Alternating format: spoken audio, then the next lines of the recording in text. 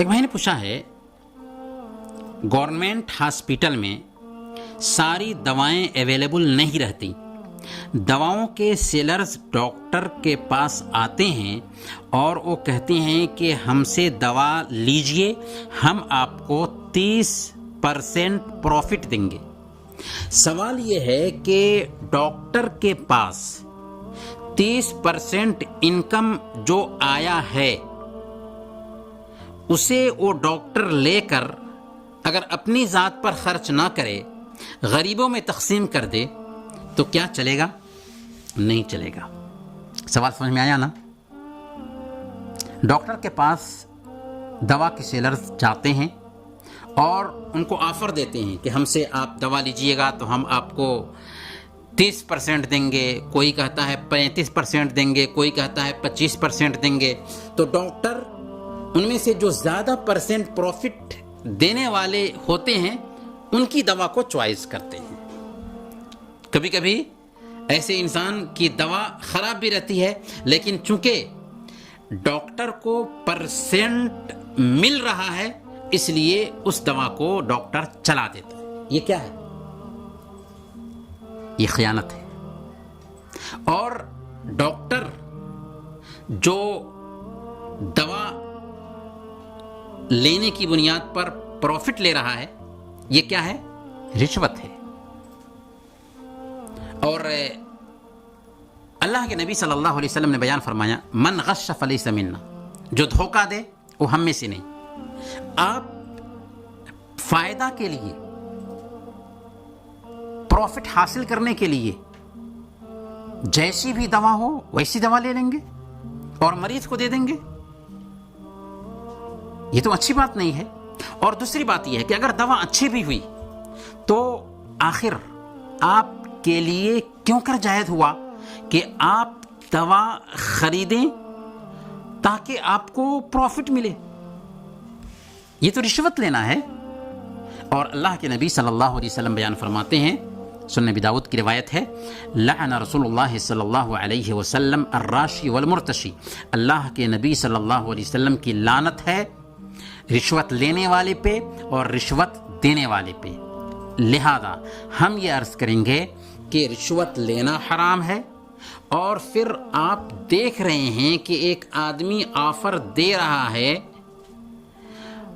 اور آپ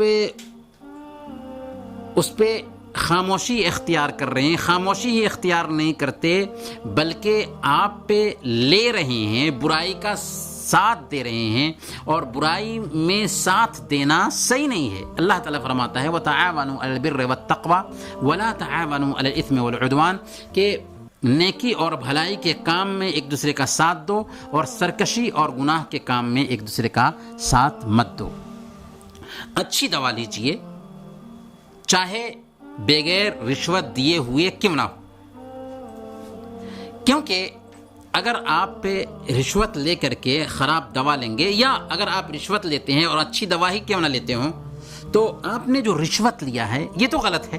دوا آپ نے اچھی لی لیکن رشوت تو لیا ہے، یہ غلط ہے۔ چاہے یہ رشوت لے کر کے آپ غریب پر ہی خرچ کیوں نہ کریں۔ اس کی مثال کیا ہو سکتی ہے؟ ایک آدمی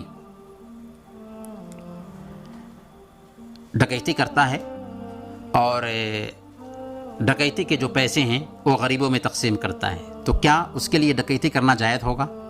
ایک عورت بدکاری کرتی ہے اور بدکاری سے جو کماتی ہے وہ غریبوں پہ تقسیم کرتی ہے، تو کیا اس عورت کے لیے بدکاری کرنا جائز ہوگا؟ ایسی بہت ساری مثالیں آپ لے سکتے ہیں۔ تو کہنے کا مطلب یہ ہے کہ یہ طریقہ جائز کسی صورت میں نہیں ہو سکتا۔ غلط ہے، غلط کام کر کے اس میں سے صحیح کام کے لیے مفہوم نکالنا صحیح نہیں ہے۔ کہنے کا مطلب یہ ہے کہ آپ رشوت لیجئے اور اس رشوت کو غریبوں میں تقسیم کیجئے، ایسا کرنا صحیح نہیں ہوگا۔